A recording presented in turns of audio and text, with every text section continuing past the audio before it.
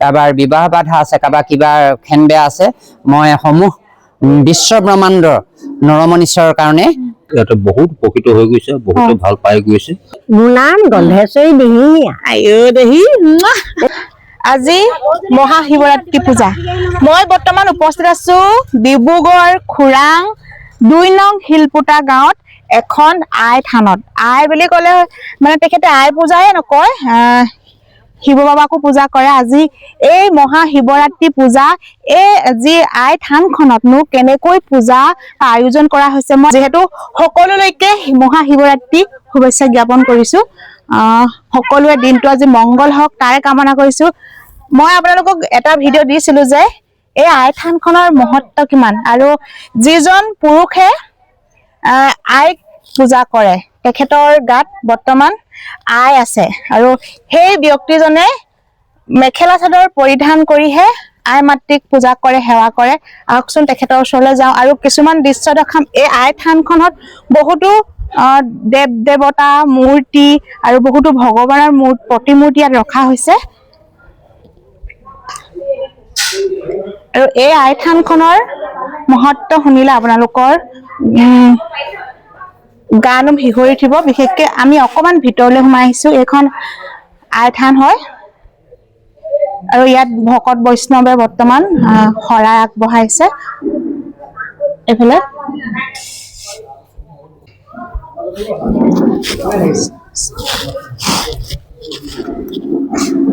আপোনালোকৰ ঘৰ ইয়াতে নে? ইয়াতে ন? আমি আহিছো মেৰাপানীৰ পৰা, গোলাঘাট ডিষ্ট্ৰিক্টৰ। মানে যিহেতু আই থানখনৰ মহিমা শুনিছো, আৰু এই আই থানখনৰ আপুনি মহিমা কওকচোন। কি মানে আপুনি কি তেখেতৰ যে মহিমা মানে আই থানখন হয় উপকাৰ হৈছে, হয় সেইটোৱে ভাল হয়। আৰু বহুত দূৰ দূৰণিৰ পৰা মানুহ আহে ইয়াত, আহে ন? আজি এতিয়া শিৱৰাত্ৰি, মহাশিৱৰাত্ৰি, ইয়াত এতিয়া কেইদিনীয়া পালন কৰা হয়? ইয়াত দুদিনীয়া হ'ব। আজি আৰু কাইলৈ হ'ব ন? এতিয়া ইয়াত নাম প্ৰসংগ কৰিব। এতিয়া নাম প্ৰসংগ কৰিব, তাৰপিছত কি হ'ব? তাৰপিছত আকৌ অকণমান শৰাইখন ভাঙি তাত আকৌ নামতে বহিব। নামতে ৰাতিলৈ ভাওনা হ'ব। ৰাতিলৈ ভাওনাৰ পাছত আকৌ নাম হ'ব। ৰাতিপুৱা শৰাইখন ভাঙিব, শেষ হেৰি এইটো কি কয়, জয়সাগৰত তাত 3 দিনীয়া পাতে নেকি ন? তাতো দুদিনীয়া, এনেকে 3 দিনীয়া। সিদিনাখন মানে বস্তু সস্তাকে যে যিয়ে কাৰণে থাকে মানুহ আনে কিবা কিবি। এতিয়া শিৱৰাত্ৰি এনে কিয় পাতা হয় আপুনি অকমান জানে নেকি? শিৱৰাত্ৰি যে সেইটোৱে মই নাজানো যে কিয় কাৰণে তেওঁক আৰু মানে পুজিছে আৰু বহুত ভাল লাগিলে জানি কৃষ্ণ। আৰু এইফালে বহুত ভকত বহি আছে। আৰু আমি মেৰাপানীৰ পৰা আহিছো, পাইছিলো। আপুনি কৈ দিয়কচোন আই থানখনৰ অকমান মহিমা, কিছু ৰাইজেও শুনক, কাৰণ আজিলৈকে মানে আমি এইখন থানৰ বিষয়ে ইমান নাজানো। সেইদিনাখন আই গৰাকীয়ে, আই মাতৃয়ে ক'লে কিছুমান কথা, আৰু আপোনাৰ মুখেও কিছুমান শুনিব বিচাৰিছো। এতিয়া আমি বাৰু ইমান অভিজ্ঞ ব্যক্তি নহয়, আমাৰ হ'লেও কৈছো বাৰু অলপ দেই। কথা হ'ল কি, এই ভাবুক ভাই ভজ ভগৱন্তৰ ভক্তি ভাৱে কোনোবাই আহি ইয়াতে বহুত উপকৃত হৈ গৈছে, বহুতে ভাল পাই গৈছে। কোনোবাই হয়তো ফল নাই পোৱা, সেইটো নাজানো আৰু, কিন্তু এইটো হ'ল ভবাৰ ওপৰতো নিৰ্ভৰতা কৰে দেই। তাৰপৰা দ্বিতীয়তে কথাটো, আজি শিৱৰাত্ৰি এখিনি যেনে কোৱা শিৱৰাত্ৰি আচল মিনিংটো, অৰ্থটো হ'ল এইটো কি মানে মাতটো তালৈ যাব মোবাইলটোলে। এই শিৱৰ আজিৰ দিনটোত মানে পাৰ্বতীৰ পৰা আঁতৰি গৈ পাৰ্বতীও বিচাৰি নাপাইছিলে, মানে এনেকুৱা তথ্য ৰূপ লৈছিলে তেখেতে। সেই নামৰ কাৰণে শিৱৰাত্ৰি আজি ৰাতিটোত হৈছিলে তাৰমানে। সেইটোকে পৰম্পৰা হিচাপে মানে আগৰ পৰা যিটো ভগৱন্ত একলা নহয় জানো ভগৱান, গতিকে সেই তেখেতৰ সেই দিনটোত কাৰ্যসূচী তেওঁলোকে মনিছে আজি পালন কৰে। এতিয়া যেতিয়া যে মানে যেতিয়া সতী দাস মানে সতীয়ে যেতিয়া মানে পাতাল ফালি মানে সোমাই গৈছে মহাযজ্ঞত, তেখেতক যে যাব নিদিছিলে, তাৰপিছত পাৰ্বতীৰ মানে ৰূপত তেওঁ জন্ম হৈছিলে, সতীৰ পিছত পাৰ্বতী। সতীটো আগৰ জন্মত তাৰপৰা দক্ষ ৰজাই যেতিয়া অপমান কৰিছিলে, তেতিয়া তেওঁ সেই সতীক মানাই কৈছিলে নাই, তেখেতেতো ভগৱান, কিন্তু তেওঁ যেতিয়া দেউতাকে অপমান কৰিলে, তেওঁ নিজে দেহ ত্যাগ কৰিলে।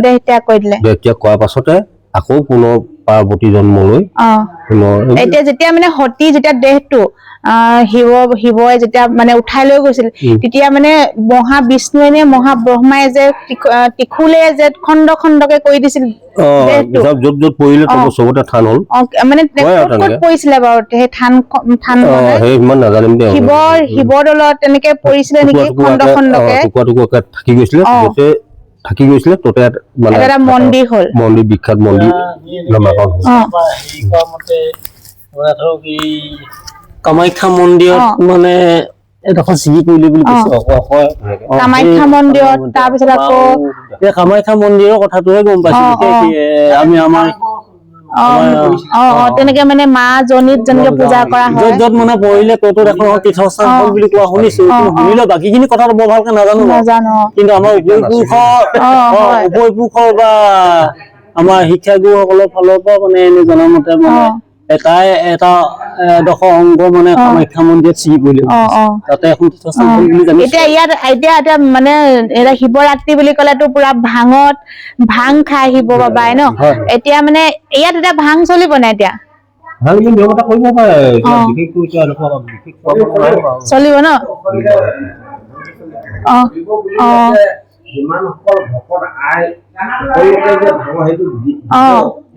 নহয় হয় মানে আজিকালি কি হৈছে কিছুমান একাংশ মানুহ ল'ৰা ছোৱালীয়ে এতিয়া শিৱৰাত্ৰি বুলি ক'লে যে মানে মদ ভাং খাই বাইক চলাই যায় আজি শিৱৰাত্ৰি দিন বুলি তেনেকুৱা হ'ব নালাগে ন মানে কথাটো এনেকুৱা ধৰণৰ হৈছে যিসকল লোকে গ্ৰহণ কৰিব পাৰে তেওঁলোকে গ্ৰহণ কৰক এতিয়া আমাৰ ফালৰ পৰা চাবলৈ গ'লে আমি এতিয়া গ্ৰহণ কৰিব নোৱাৰো কাৰণ আমি গ্ৰহণ নকৰো বাবাইতো কৈ থৈ জানে যে মোৰ শিৱৰাত্ৰি দিনাখন সকলোৱে ভাং খাব লাগে আৰু আমি নহলেও এতিয়া আজিকালি আৰু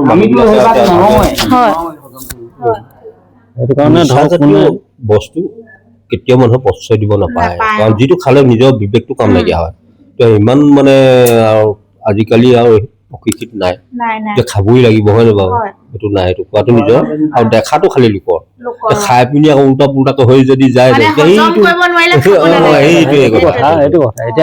খোৱাটো খাই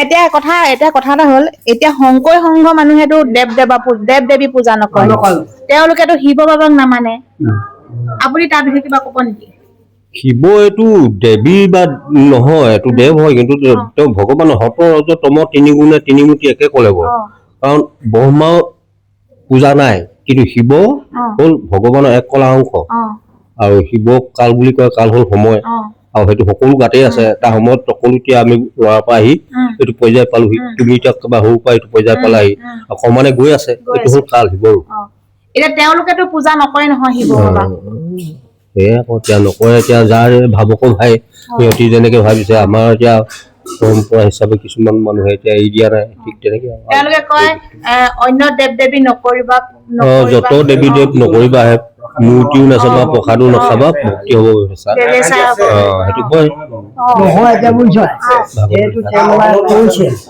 কৈছে আমি দেখিছো নহয় তেওঁলোকে আহি সকাম নিকাম কৰি কিছুমান বা মৰি গৈছে এই ধৰ্ম নিন্দাব নাপায় ধৰ্ম ভাল কিন্তু আমাৰ মানুহখিনিয়ে